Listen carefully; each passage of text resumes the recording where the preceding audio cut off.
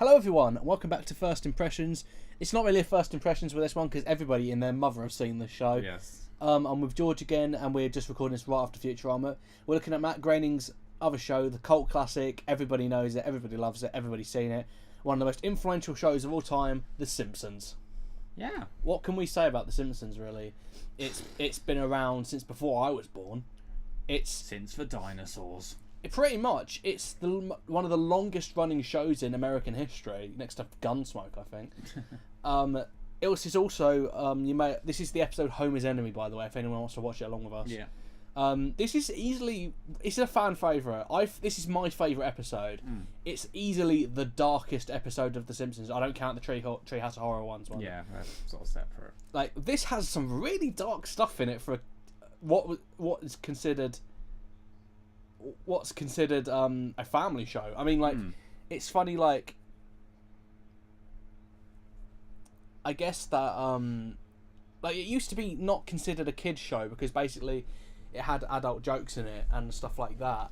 And I remember it's distinctly YMS, Your Movie Sucks, told a story where he was not allowed to watch The Simpsons because it was considered an adult show, not a kid show. And the reason I've taken the earphone out of my ear is so I can actually concentrate on what I'm saying, so I can get around to it. As for where I started with The Simpsons, I couldn't tell you. It's like the Beatles. It's something you just always have. It's always been around. Everybody knows all these characters. All of these characters are great, just great characters. But by the way, a nice little bit of trivia: whenever you see the power plant in the establishing shot, you get hear that crow. Yeah. I fucking love this joke. By the way, Mr. Burns watching the TV, making my vice president.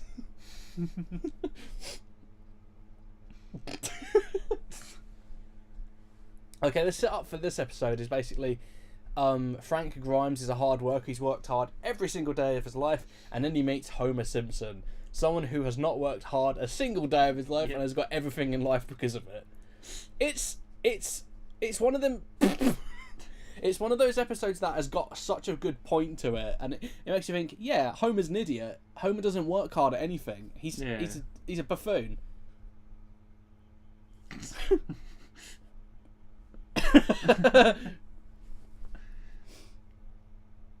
By the way, you want a nice bit of trivia? Okay. You know who's voicing Frank Grimes? Go on. It is Brad Bird, the director of The Incredibles. Okay. He's also someone who helped. He was kind of a creative consultant for the first couple of years of The Simpsons. So he's also, for this episode, he's kind of credited as a consultant, and he helped write some of the script and stuff like that. So Brad Bird, a lot of big directors now got their start on The Simpsons. You know Conan O'Brien, the American TV show host. He wrote some of the most famous episodes, Marge versus the Monorail, stuff like that. He was also part of the writing stuff. Nice. Fair enough.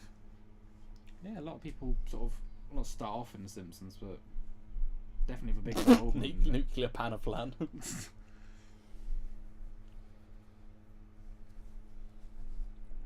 By the time this video comes out, Incredibles 2 will probably have come out. Yeah. And the amount of like guest stars this show has. Oh my god. Yeah, it's worse now. And honestly, I think the problem is, like, there's an episode that had Elon Musk in it. Do you know who Elon Musk is? Somewhat. There's an episode where him and Homer become friends, right?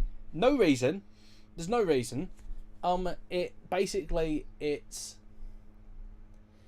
It existed for its own purpose. There wasn't, like this episode where, Flaming Moe's, but that's one of my favourite episodes too. And Aerosmith are in it, right? Yeah. There was a point to it because it's trying to show that Moe is now so popular that he's got Aerosmith playing at his bar. But when you have Elon Musk in there, and no offense to Elon Musk, he's a genius, right? He is not an actor. No. His voice performance is boring, and his character is just Elon Musk. Yeah. So exactly. He doesn't fit in the world of The Simpsons. Yeah. At times this is a great one. Like, remember the ones with Rolling Stones? Oh my god, yes. Like the summer band camp or something. Oh, and the episode with Dustin Hoffman in it, where he plays Lisa's substitute teacher. Oh yeah. Which he was not allowed to actually be in the episode because it was part of a guild thing. So he's not credited as Dustin Hoffman, but it is obviously him. It's Master Shifu.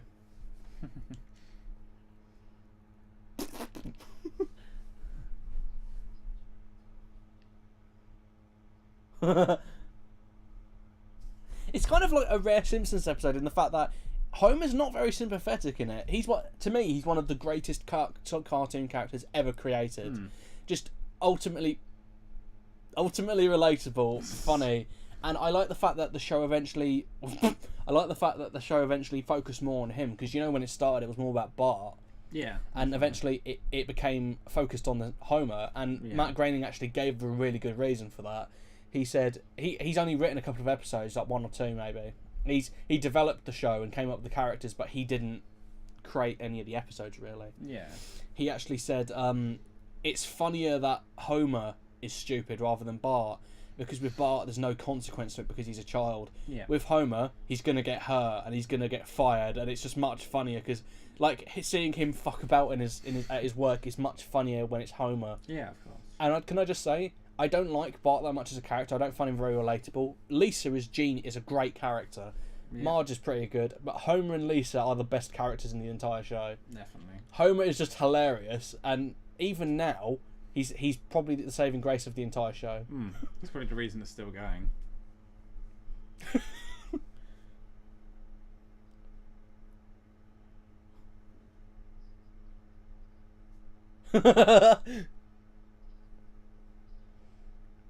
Oh, another nice bit of trivia. The only person who's ever written an episode of The Simpsons outside of the writing staff is Ricky Gervais. Okay. Who also guest starred in it. That episode was pretty good. It's not amazing. It had a lot of that office humour. So it was very relied on dialogue, which The Simpsons did rely on dialogue, mostly dialogue, but also a lot of visual gags, like stuff like that. Yeah. And signs in the background. That the episode that he didn't have a lot of that. Do you think it should have ended? Probably by now, yeah. I would admit, the problem with The Simpsons is it has to be experimental and it has to keep doing interesting things. So I love Homer. He's my spirit animal. Like there's an episode that's entirely made out of Lego this year. That was great. Okay. I really enjoyed that. It was really imaginative. There's an episode where Dan Castellaneta wore a mocap suit as Homer, and he improvised the entire 15 minutes out of it, where he was getting fan Q&A from people, and he oh my god, I actually think that's really funny, that bit, because it also showed that Dan Castellaneta is a funny guy naturally. Yeah.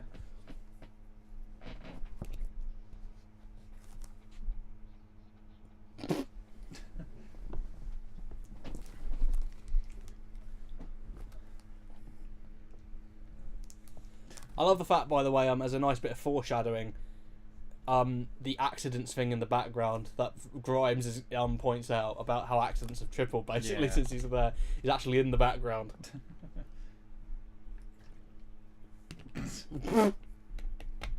Boy, my face been red. Who's your favourite Simpsons character? Is it going to be Homer? Because I cannot get enough of how weird Homer can get. Definitely. Oh, that's a nice callback, by the way. The dog wearing the vice president coat. Actually, people say that The Simpsons has run out of steam, but in the past couple of years, there have been some really good episodes. There's an episode where Homer does like a "It's a Wonderful Life" thing, where he cannot remember what he did the day before, and he wakes up, and he thinks he's hit Marge, like because she's got black eye in his memory. So he thinks he's hit her, so he wants to jump off the bridge because he's done something he'd never thought he'd do, and again that humanises him, makes him sympathetic, but it's also really funny because the actual resolution of that mystery, I'm not going to spoil it in case you ever want to watch it, but that was a really touching episode, and that was a new one. That was probably one of my favourite ever Simpsons episodes. Fair enough. And they also had an episode that was set in the future during Christmas. That was going to end the series because that was planned. You know how Futurama has about 5 episodes that were planned to end the show in case it ever got cancelled. The Simpsons did one anyway, even though it's never ever going to get cancelled. Okay. There's also a nice sight gag, by the way, on that establishing shot of Moe's bar. The shop right next to it is King to Carmoon's music shop, which is where Homer bought Lisa's saxophone. Saxophone. This isn't my favourite. This is one of my favourite Simpsons episodes. I put it. It's the funniest one to me. But my favourite is still "And Maggie Makes 3." That ending gives me a lump in my throat every time I see it. Do you remember it? It's pretty great. So sad. I mean, The Simpsons can give you feels sometimes. It's not like Oh, Futurama, definitely. but like I think it's got its moments. Definitely.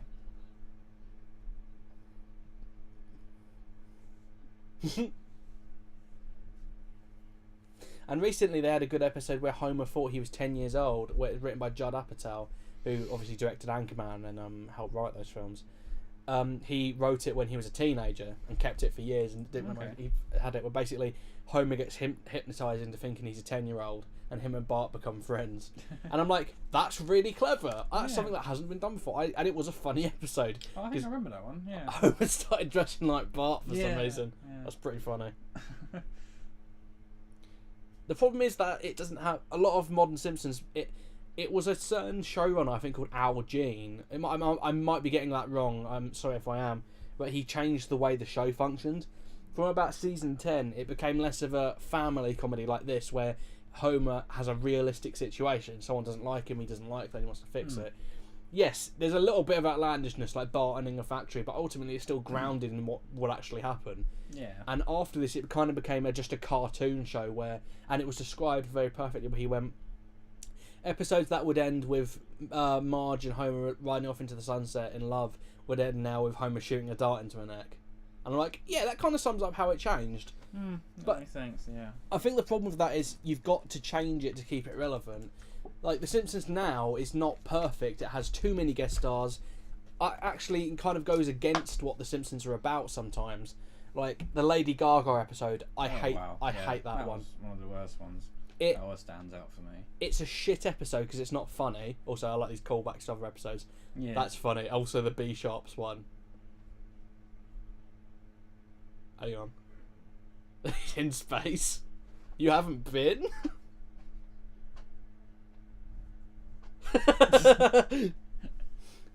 Yeah, that's terrible because it goes against what Lisa's about as a character, where she's supposed to be really smart and individualistic, and that was basically saying no, she can't be. Yeah. And I hate that because it's a fuck you to the audience if you cared about these characters. But also, like, when it's at its best, it can be some of the best writing you'll ever see. I mean, you know how hard it is to juggle something like this, where Homer is a dick in this episode. He's not a dick, but he's so unsympathetic because he hasn't worked hard. He's in the oath. And Yeah. Frank Grimes is kind of the hero here. He's worked hard, but ultimately he gets bent out of shape with irritation. It's hard to juggle that because you still have to make Homer likeable in the fact that he wants to be liked. He is just an oaf, though. Yeah, exactly. And he's not mean-spirited. He's just an oaf. Oh, what do you think of the movie, actually? We haven't talked about that. And we're doing a lot better than Futurama because I've got a lot more to say. Definitely. It's a bit easier because not because it's less funny, but Do it's you just... know what the thing is? It's because I'm not wearing the headphone. I'm not listening to any of it. Fair enough. Sorry, go I on. guess that helps. Yeah, what do you think of the movie? The movie? I don't know. When it first came out, I really liked it. I really enjoyed it back in the day. Maybe not as much now as I did back then. Is it because you've watched it too much? Possibly. And I don't know. It was never like top Simpsons quality. They should have done a movie earlier, to be honest. It was left way too late. You know the Camp Krusty episode? That was going to be a movie when it No. went. That would have been fine as a movie. And also, they've had a movie in development about them going to the planet of Kodos and Kang, but they've already done it as an episode, so they can't do it again. Yeah. You know what they should do as an episode? The Treehouse of Horror. I would love, because some of the best episodes are the Treehouse of Horror ones. Oh, definitely. The fucking shinning. Holy fuck. Yeah. That episode, oh my god, that's my favourite Treehouse of Horror I one. love that one. When Willie's like, you got to call me with the shinning. He's trying to say shiny to shinning. And he calls Bart calls Willie to help him, like, because it's parody of The Shining. Yeah. And Homer just murders him straight away. And in the third one, when he gets murdered again, he goes, I'm bad at this. Because he gets murdered in every single story.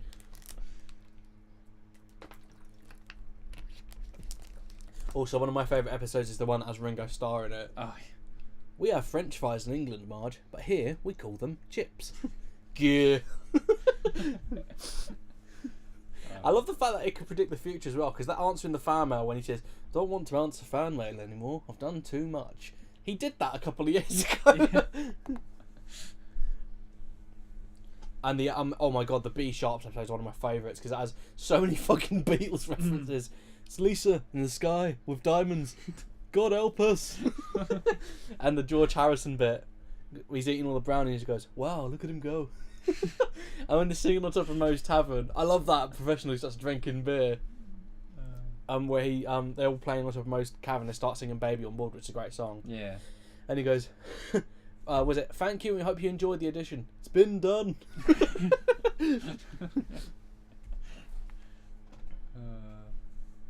It's got some gems in it, you really have to like look at it.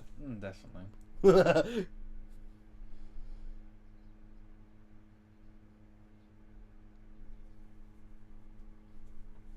I like it best when it keeps the focus on the Simpsons. I don't like it when it has random side characters getting loads of plot. Like, I like it when like the 28 stories about Springfield. That's a good episode.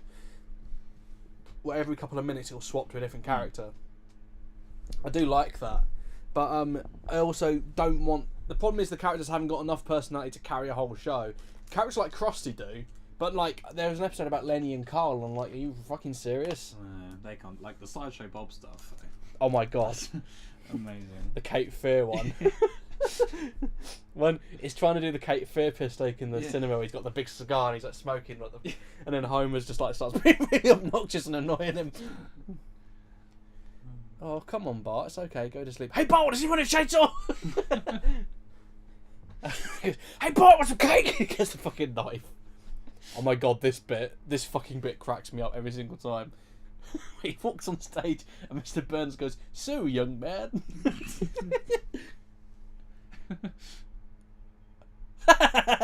And this fucking gag as well.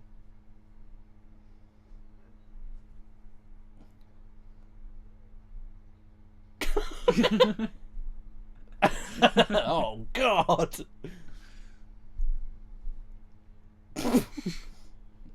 See, the thing is about Homer, I like the fact he's an oaf, but sometimes he has moments of brilliance. Like, he actually did spell genius right there. Yeah. And, like, one of my favourite gags is in And Maggie Makes Free, when he's trying to figure out how to make the bowl and how to get more business. And he's got those harping glasses that go like that. And he's reading, is it advanced marketing? Then it goes down to beginner marketing, then it goes to marketing for idiots. And he's looking at the bowling ball like that. He's just like, of course. And it just cuts to him standing outside the bowling alley, firing a gun in the air. And he goes, the fire service and the policemen were called, but none of them stayed to bowl. Dad, Mom, make Dad tell the story the way it happened. That's what he did.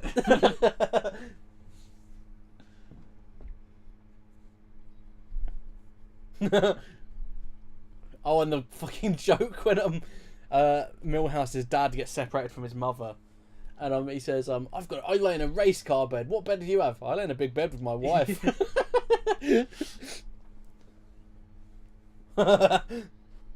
This episode zipped by. I can't believe how quick this one is. Yeah. Actually, this is a thing. What do you think of the animation style? I mean, this is like mid-90s, I would have thought. Yeah, it's not bad for the time at all. Especially for a TV show, it's pretty good. I mean, like, sometimes it has problems there. Like, look at Milhouse hasn't got any fucking hair. Oh, yeah. They had to kind of, like, skip some stuff to kind of make it work. But I think... It's never been a problem. But, like, overall, I mean, like, that's a nice running gag, by the way. Whenever you see the power plant and you hear a crow, it always does it every single time. There's a piss take of that when it shows the power plant in India and you just hear a sitar ring out.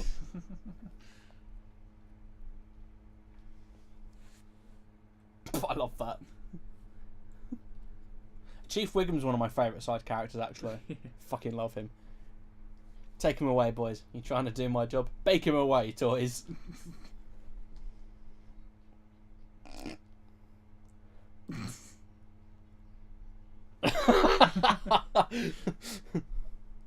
And The Simpsons can be really mature at times with like how it tells stories. Like that episode where Ralph gets a crush on Lisa. Oh yeah. That's really sad, that one, but it has a really nice ending to it.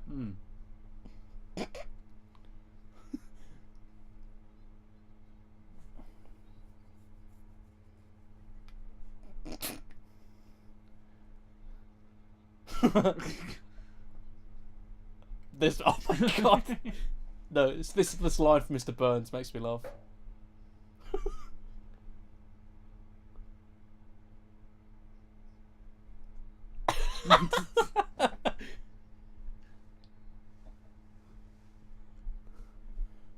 Get the macaroni and cheese around the side.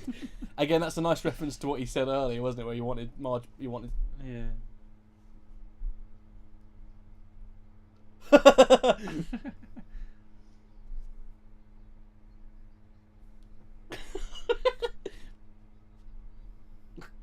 That's what I mean. Like, I love this episode because of how dark it is. They're all insane, basically. Yeah. And I love the fact that he just can't win. Like, even though he's trying to make Homer look like an idiot, Homer still wins. Okay, let's start summing up the episode because we're near the end now. Because you know what's going to happen now. This is one of the funniest episodes of the entire series. I love Frank Grimes as a character. The fact that he only appears once is really clever, and it's a dark episode for us, especially for like a sitcom of The Simpsons kind of caliber. It's quite dark. It's going into quite Futurama territory here. Definitely. What do you think? Brad Bird. I'm sorry, Brad Bird does a really good job. Yeah, pretty much same as you for most of it. It's just a really good episode. It's definitely one of my favourite sort of funny episodes of The Simpsons. That's the thing. There's different categories you can break The Simpsons down into. Yeah. Just really good writing or really funny. Yeah. Really good.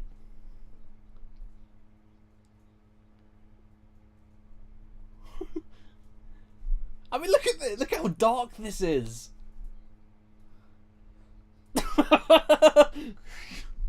This joke kills me, by the way, what he says here. Oh dear. God, the dog's still there as well.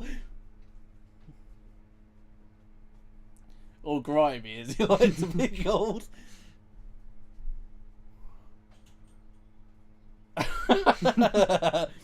And that's it for this first impression. It's been a lot of fun. I love this episode to death. Simpsons is great. Obviously, if you've never seen it, it must be comfortable under that rock you've been living under. Yeah. We'll see you next time for probably another animated show.